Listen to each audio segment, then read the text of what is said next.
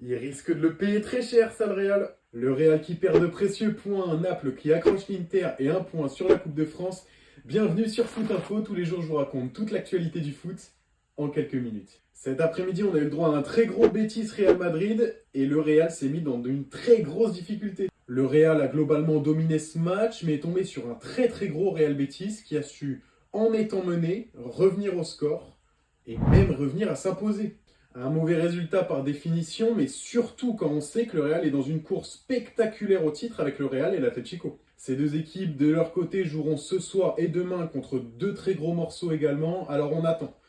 Mais en attendant ce mauvais résultat pourrait coûter cher au Real, il pourrait le placer à la 3e position de cette course. On part en Italie maintenant où la course au titre est aussi folle qu'en Espagne et cet après-midi nous l'a bien montré.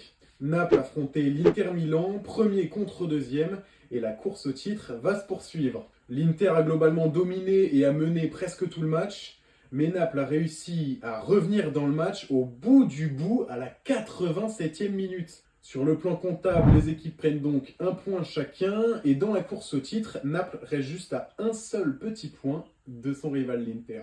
Un petit point sur la Coupe de France pour finir. On a d'un côté Dunkerque qui affrontera le PSG, après Lille et Brest, est-ce qu'ils peuvent y arriver? On vous laisse en débattre en commentaire. Et de l'autre côté, on a Cannes, notre N2 qui affrontera le Stade de Reims en demi-finale.